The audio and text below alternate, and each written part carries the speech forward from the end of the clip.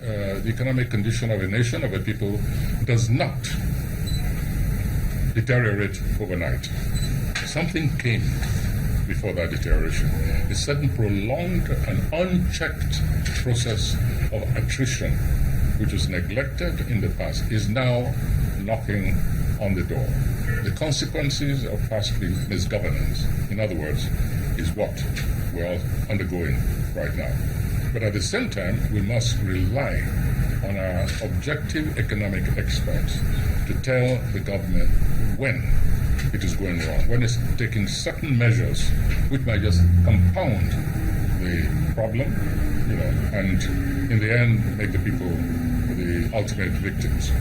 So yes, I agree with those who say the economy is bad. I think it's obvious. In fact, it's so bad in my view that I think that the president should call an emergency economic conference in which experts will be invited, consumers, producers, labor unions, university experts, professors, etc., etc. I think we really need an emergency economic conference, a rescue operation, bringing as many heads together and then plotting the way forward. That's Professor Wole Soyinka's suggestion on how we can get past these economic issues. Of course, we are getting insight and thoughts from all the heavyweights in the economic and in the educational sector who are giving their thoughts on this. One of them is Folusha Phillips. He's the chairman of the NESG, and it was on the news at 10 on Channels Television. He actually said that the Naira is already devalued. How true is this? Let's take a listen to him. Not so much about devaluation. The currency is already devalued. Let's not worry about whether there's an order that's been given that it be devalued. It's already devalued. But the point is, can we move into an environment where it's floating so that it is not so much the role of the central bank to begin to ration who gets dollars at a particular rate or not. It is something that may be higher than usual, but readily available. Things are very, very tight, and I believe that we're going to be facing some very, very challenging situations going forward. There are no quick fixes. We are paying for a lot of the diversification we've tried hasn't happened as quickly as we would like, and for the bulk of the economy, for most of the people, they're very worried. External investors are worried as well. They try to understand what is the policy direction of the country, and that's why we really need to come and decide what is the country's value proposition.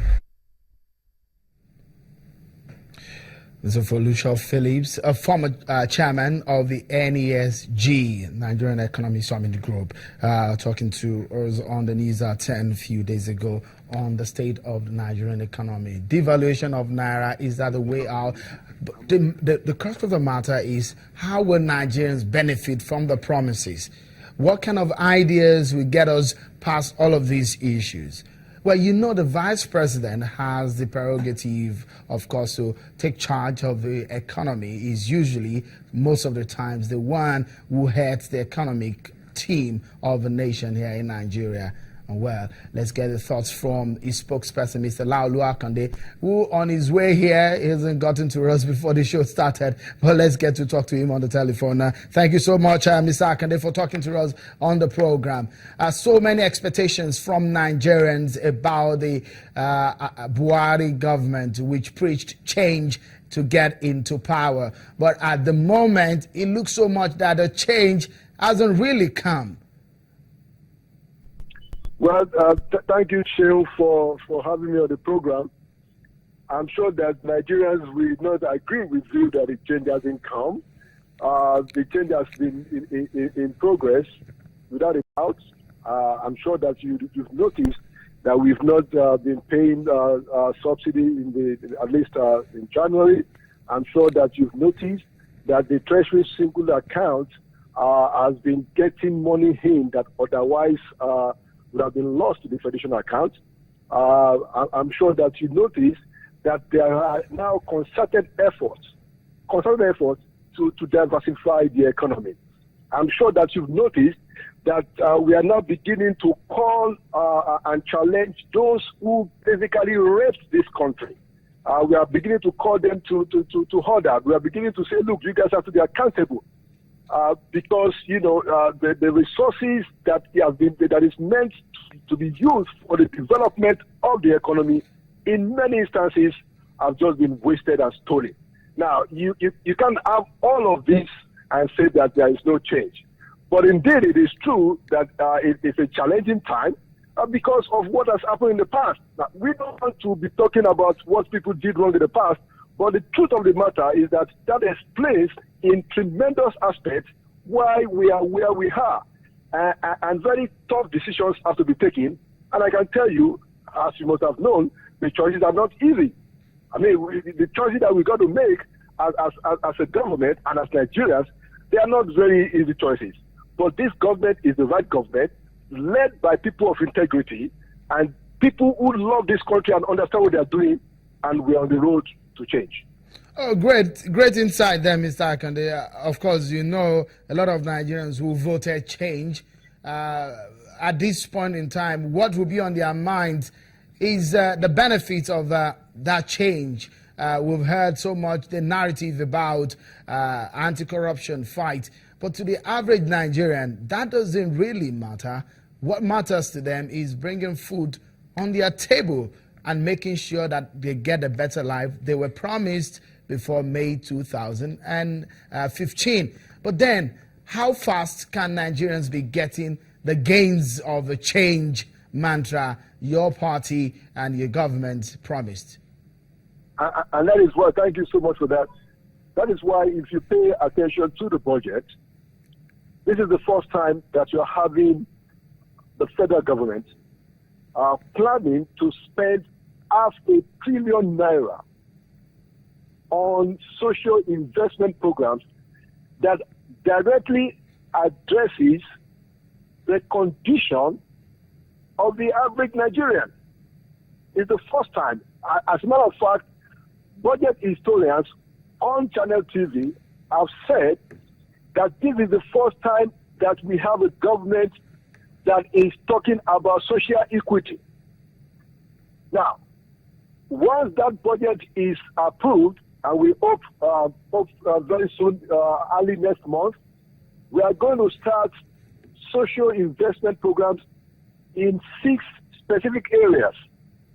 This is what will touch the lives of the ordinary Nigerians. We are going to hire by direct government hire 500,000 volunteer teachers, 370,000 non-graduate young people will be trained, skills acquisition, and be given vocational training, and then empowered. We are going to start across this country a homegrown school feeding program that is going to not only help the students in primary school, but we also spur the local farming economies in the states.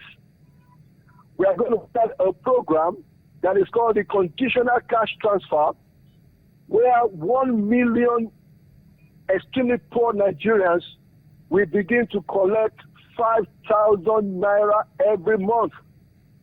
We are going to do a program, a microcredit program, where 1 million market women and artisans, market men also, will get soft loans to be able to develop their trade. There are several programs that this government has planned, and we are planning to spend the resources of this country All right. and become more man.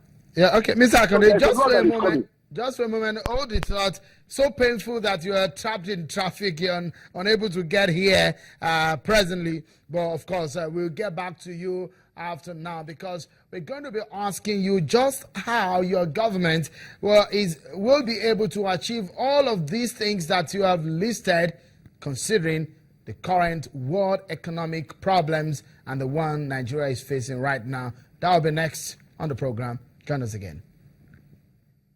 Nothing wrong with Naira. Even as it's almost 400 naira in fairness to $1. In fairness to President Buhari, there was nothing wrong with Naira. The problem we have is those managing our money. There is a lot. Yes, our media group is taking up a very serious investigation on so many banks, which will commence, I think, tomorrow. We don't need to get Nigeria Naira. Intervention must come at this point. There is no reason for this money to go beyond 200 Naira. And we can bring it back to 200 Naira. But if we allow some monopolists, we allow some bankers, we allow CBN staff, and so many of them to make this thing impossible for people. We look at the home allowance in the street. They are not the cause. Today they are not in the business. Why? What happened?